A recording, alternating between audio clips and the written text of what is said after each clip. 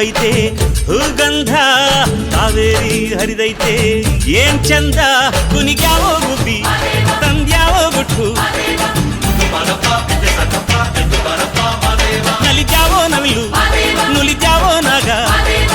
ಕೊಡುವಾಗ್ಲೆಲ್ಲ ಕೊಡ್ತಾನು ನಮ್ಮಪ್ಪ ಶಿವ ಅವನು ಒಲಿದರೆ ಕೊರಡು ಕೊನರೆ ಬಂಗಾರ ಬಾಳಪ್ಪ ಅಕ್ಕರೆ ಮಾತಾಡಿ ಪೂಜೆ ಮಾಡಿ ಅಂದವನೇ ಮಾದೇವ